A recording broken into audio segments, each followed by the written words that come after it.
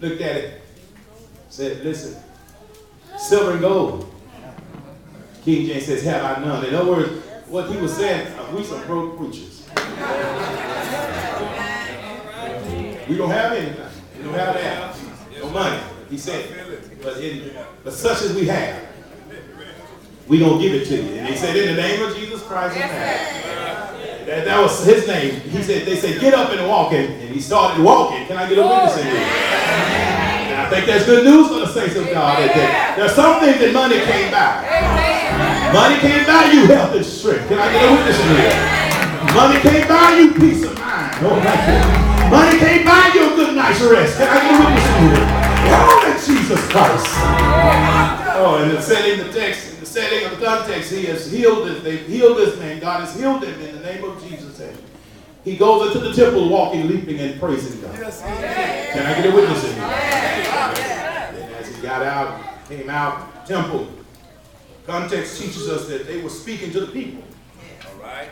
Priests, commander of the temple guard, and the Sadducees confronted Peter and John, and because they were provoked that they were teaching the people and proclaiming in the person of Jesus the resurrection from the dead. So they got upset.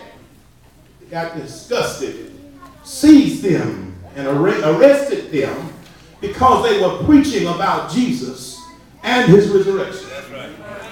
And here today, we are now at the next day, which is the setting of this text.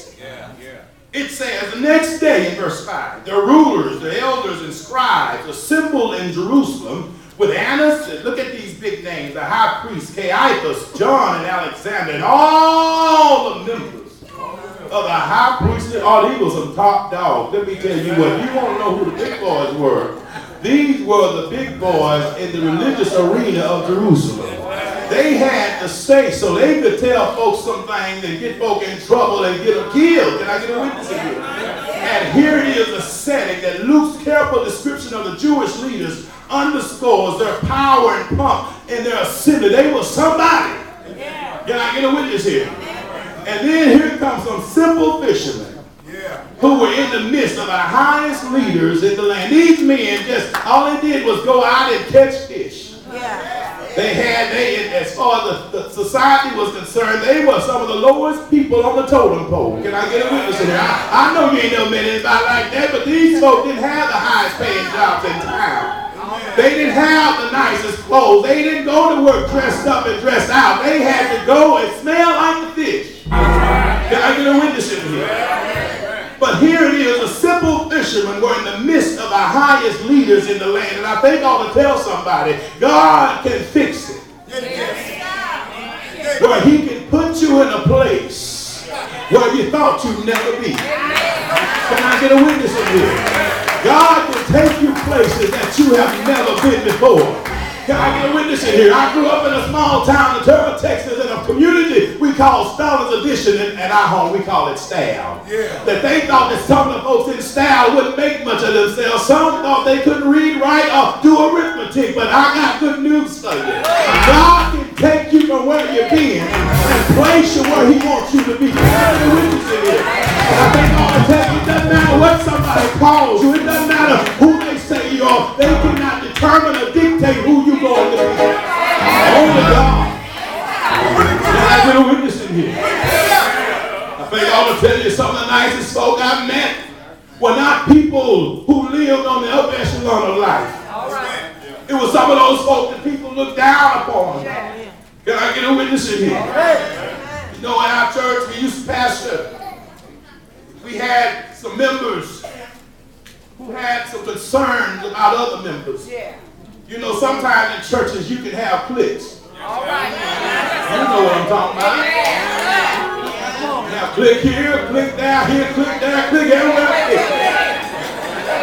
I had those even in the church. He felt like this 20-something-year-old boy's gonna come in here and we're gonna tell him and we're gonna shape him and we're gonna mold him into what he's going to be.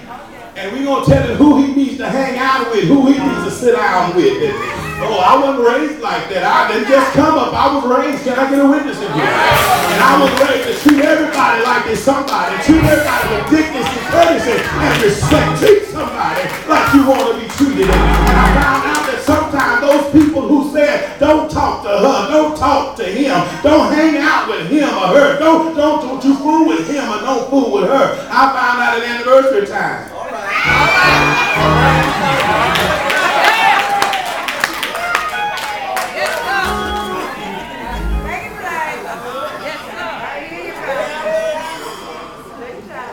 Oh yeah, let me make it even plainer.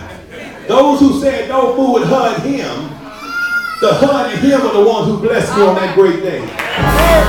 It were not always those who were up in the limelight in the local church, who were not always seen and heard, but those who were the silent partners for kingdom business. And I think I ought to tell you, brothers and sisters, we got to treat everybody with courtesy, treat everybody with dignity, treat everybody with respect. It doesn't matter where they come from, doesn't matter what they drive, what they wear, where they went to school, if they went to school, if they can read, or if they can write. Just as long as they're a child of the King, they are somebody to God. If they're somebody to God, then they ought to be somebody to us. Can I get somebody to know that? It ain't about us. It's all about him. Sadducees had a problem because they did not believe in the resurrection. Therefore, that the apostles were preaching caused a major problem for them. They thought they had finished with the prophet from Nazareth, Jesus. And now his followers are telling everybody that Jesus is still alive. I think that's good news. They were still telling the story that Jesus was alive. It caused turmoil, caused trouble and tragedy among the people. And so it is, the setting is, they are here and they are assembled in Jerusalem with the high priestly family. But in this setting comes the challenge. After they had Peter and John stand, the text says, they asked, by what power or in what name have you done this? It may not seem very much, brothers and sisters, but this was a question of challenge. After having spent all night in prison, Peter and John were brought to the national Jewish leaders.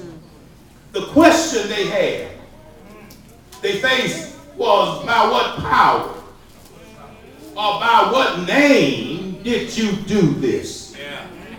It could be paraphrased by saying, on whose authority did you do this?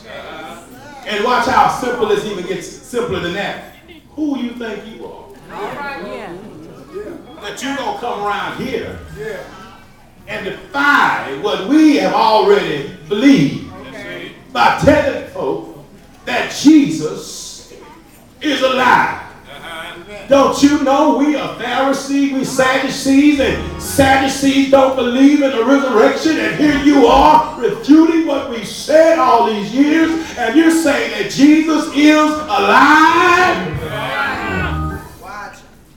Help me, Lord Jesus. You got to understand that the enemy is still challenging us as believers. Can I get a witness in here?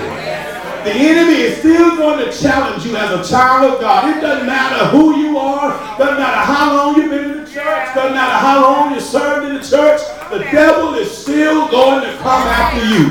Can I get a witness in here? You know, sometimes the devil will come against you and after you in your own home. Can I get a witness? He'll come after you and against you in your family. He'll come out and against you among your children.